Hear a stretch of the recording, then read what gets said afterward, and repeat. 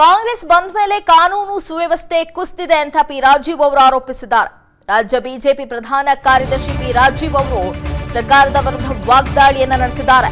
ಪಾಕಿಸ್ತಾನ ಜಿಂದಾಬಾದ್ ಅನ್ನೋರಿಗೆ red carpet ಅನ್ನು ಹಾಕಲಾಗಿದೆ ಅಂತ ಕಿಡಿಕಾರಿದ್ದಾರೆ.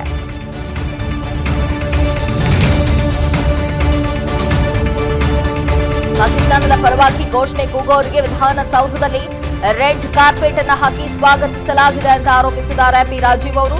ಇದು ತಪ್ಪು ಎಂದವರನ್ನ ಅರೆಸ್ಟ್ ಮಾಡ್ತಾ ಇದ್ದಾರೆ. ಇಲ್ಲಿ ಜನಪರ ಆಡಳಿತವೋ ತಾಲಿಬಾನ್ ಆಡಳಿತವೋ ಅಂತ ಪ್ರಶ್ನಿಸಿದ್ದಾರೆ. ಇದು ಲಜ್ಜೆಗೆಟ್ಟ ಸರ್ಕಾರ, ದಪ್ಪ ಚರ್ಮದ ಕಿವುಡು ಸರ್ಕಾರ ಅಂತ ದಾವಣಗೆರೆಯಲ್ಲಿ ಬಿಜೆಪಿ ನಾಯಕ ಪಿ ರಾಜೀವ್ ಅವರು ವಾಗ್ದಾಳಿ ನಡೆಸಿದ್ದಾರೆ. ತಪ್ಪು ಅಂತ ಈ ಕಾಂಗ್ರೆಸ್ ಸರ್ಕಾರ ಬಂದ ಮೇಲೆ ರಾಜ್ಯದಲ್ಲಿ ಕಾನೂನು ಸುವ್ಯವಸ್ಥೆ ಸಂಪೂರ್ಣವಾಗಿ ಕುಸಿದು ಹೋಗಿದೆ. ಪಾಕಿಸ್ತಾನಕ್ಕೆ ಜಿಂದಾಬಾದ್ ಅಂತ ಹೇಳಿ ಕೂಗುವಂತವರಿಗೆ ವಿಧಾನಸೌಧದ ಒಳಗೆ ರೆಡ್ ಕಾರ್ಪೆಟ್ ಹಾಕಿ ಸ್ವಾಗತ ಮಾಡ್ಕೊಳ್ತಾರೆ. ಇದು ತಪ್ಪು ಅಂತೇಳಿ ಹೇಳಲಿಕ್ಕೆ ಹೋದವರಿಗೆ ಅರೆಸ್ಟ್ ಮಾಡಿ ಜೈಲಿಗೆ ಕಳಿಸ್ತಾರೆ.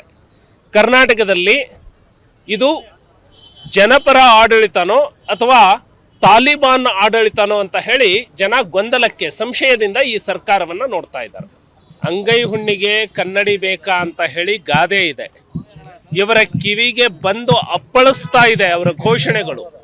ಇದನ್ನು ಕೂಡ ತಪ್ಪು ಅಂತ ಹೇಳಿ ಹೇಳ್ತಾರೆ. ಅಂದ್ರೆ ಇದು ಲಜ್ಜೆಗೆಟ್ಟ ಸರ್ಕಾರ, ದಪ್ಪ ಚರ್ಮದ ಸರ್ಕಾರ, ಕಿವುಡು ಸರ್ಕಾರ. ಈ ಕಾಂಗ್ರೆಸ್ ಬಗ್ಗೆ ಮತ್ತಷ್ಟು ಡೀಟೇಲ್ಸ್ ಕೊಡ್ತಾರೆ ನಮ್ಮ political bureau head Maruti Pavagada. News desk ನಿಂದ ಲೈವ್ ನಲ್ಲಿ ಜಾಯ್ನ್ ಆಗ್ತಾ ಇದ್ದಾರೆ. ಮಾರುತಿ, ಗಮನಿಸಬಹುದು ಬಿಜೆಪಿ ಈಗ ಮತ್ತೊಂದು ಪ್ರಮುಖ ಅಸ್ತ್ರ ಸಿಕ್ಕಿದೆ. ಪೋಸ್ಟರ್ ವಾರ್ ಕೂಡ ನಡೀತಾ ಇದೆ. ನಾಳೆಯೂ ಕೂಡ ಪ್ರತಿಭಟನೆ ಮಾಡುವುದಕ್ಕೆ ಬಿಜೆಪಿ ಮುಂದಾಗಿದೆ. ಸರ್ಕಾರ ಯಾವ ರೀತಿಯ ಕೌಂಟರ್ ಕೊಡಬಹುದು? ದೇಶದ್ರೋಹ ಹೇಳಿಕೆಯನ್ನು ಅಷ್ಟೊಂದು ಸುಲಭವಾಗಿ ಬಿಡುವಂತಹ ಲಕ್ಷಣಗಳು ಕಾಣ್ತಾ ಇಲ್ಲ. ಬಿಜೆಪಿಗೆ ಪ್ರಮುಖವಾಗಿ ಸಿಕ್ಕಿರುವಂಥ ಒಂದು ಅಸ್ತ್ರ ಆಗಿರೋದ್ರಿಂದ ಸರ್ಕಾರವನ್ನು ಇಕ್ಕಟ್ಟಿಗೆ ಸಿಲುಕಿಸಬೇಕು ಅನ್ನುವಂಥ ಒಂದು ನಿರ್ಧಾರಕ್ಕೆ ಬಂದಿರುವಂಥದ್ದು. ಹೀಗಾಗಿ ಇವತ್ತು ಇಡೀ ದಿನ ನಿನ್ನೆ ರಾತ್ರಿಯಿಂದಲೇ ಈ ಬಗ್ಗೆ ಸರ್ಕಾರದ ವಿರುದ್ಧ ಪ್ರತಿಭಟನೆಗಳು ಬಿಜೆಪಿ ಮತ್ತು JDS ಎರಡೂ ಕೂಡ ಮಾಡ್ತಾ ಇರುವಂಥದ್ದು. ಇವತ್ತು ಬೆಳಗ್ಗೆ ಅಧಿವೇಶನದಲ್ಲೂ ಕೂಡ ಎರಡೂ ಪಕ್ಷಗಳು ಜಂಟಿಯಾಗಿ ಈ ವಿಚಾರವನ್ನು ಪ್ರಸ್ತಾಪ ಮಾಡಿ ಸರ್ಕಾರವನ್ನು ಇಕ್ಕಟ್ಟಿಗೆ ಸಿಲುಕಿಸುವಂತಹ ಹಾಗೂ ಸರ್ಕಾರದಿಂದ ಉತ್ತರ ಬಯಸುವಂಥ ಒಂದು ಕೆಲಸವನ್ನು ಮಾಡಿದ್ರು. ಆದರೆ ಸರ್ಕಾರ ಈ ಪ್ರಕರಣದಲ್ಲಿ ಗಂಭೀರವಾಗಿ ತೆಗೆದುಕೊಂಡಂತೆ ಕಾಣಿಸ್ತಾ ಇಲ್ಲ.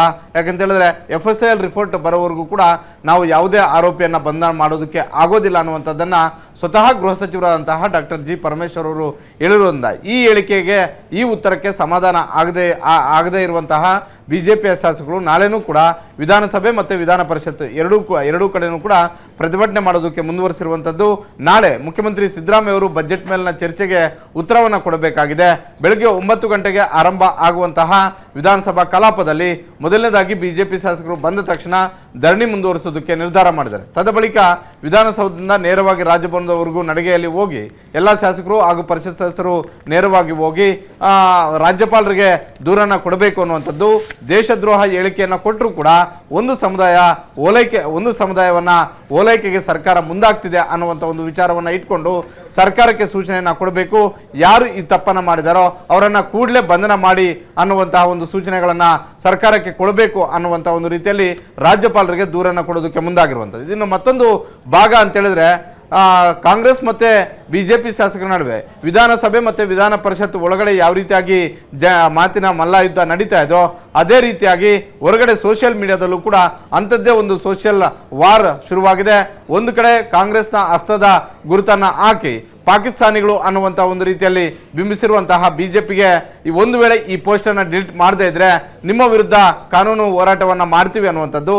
ಹಾಗಾಗಿ ನೀವು ಕಾನೂನು ಹೋರಾಟವನ್ನು ಭಾರತದಲ್ಲಿ ಮಾಡ್ತೀರಾ ಇಲ್ಲವೇ ಪಾಕಿಸ್ತಾನದಲ್ಲಿ ಮಾಡ್ತೀರಾ ಅನ್ನುವಂಥ ಒಂದು ಪ್ರಶ್ನೆಯನ್ನು ಕೂಡ ಬಿಜೆಪಿ ಕೇಳಿರುವಂಥದ್ದು. ಹೀಗಾಗಿ ಸದನದ ಒಳಗೆ ಮತ್ತು ಹೊರಗಡೆ ಈ ಒಂದು ಯುದ್ಧ ಇನ್ನೂ ಮುಂದುವರಿತಾ ಇದೆ. ಹೀಗಾಗಿ ತಾರ್ಕಿಕ ಹಂತಕ್ಕೆ ಯಾವ ರೀತಿಯಾಗಿ ತಗೊಂಡು ಹೋಗ್ತಾರೆ, ಈ ವಿಚಾರದಲ್ಲಿ ಕಾಂಗ್ರೆಸ್ಗೆ ಎಷ್ಟು ಮಟ್ಟಿಗೆ ಡ್ಯಾಮೇಜ್ ಆಗುತ್ತೆ ಅನ್ನುವಂಥದ್ದನ್ನು ಕಾದು ನೋಡಬೇಕಾಗಿದೆ.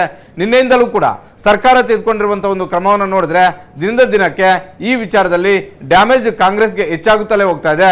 ಸಹಜವಾಗಿ ಲೋಕಸಭಾ ಚುನಾವಣೆ ಸಮೀಪಕ್ಕೆ ಬರ್ತಾ ಇರೋದ್ರಿಂದ ಬಿಜೆಪಿ ಮತ್ತು JDSಗೆ ಇದರಿಂದ ಹೆಚ್ಚು ಲಾಭ ಆಗುವಂತ ಒಂದು ಸಾಧ್ಯತೆ ಇದೆ. ಅಲ್ಲಿನ ಶ್ರೀ, ಥ್ಯಾಂಕ್ ಯು ಮಾರುತಿ ಪಾವಗಡ. ಅನುಕ್ಷಣದ ಸುದ್ದಿಗಳಿಗಾಗಿ ವಿಸ್ತಾರ ನ್ಯೂಸ್ ಯೂಟ್ಯೂಬ್ ಚಾನೆಲ್ ಸಬ್ಸ್ಕ್ರೈಬ್ ಮಾಡಿ.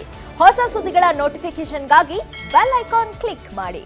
ಲೇಟೆಸ್ಟ್ ಅಪ್ಡೇಟ್ಸ್ಗಾಗಿ www.vistaranews.com ವೆಬ್ಸೈಟ್ಗೆ ವಿಸಿಟ್ ಮಾಡಿ. ಅಂಗೈಯಲ್ಲೇ ಜಗತ್ತಿನ ಸುದ್ದಿ ತಿಳಿಯಲು ವಿಸ್ತಾರ ನ್ಯೂಸ್ ಕನ್ನಡ ಆಪ್ ಡೌನ್ಲೋಡ್ ಮಾಡಿ.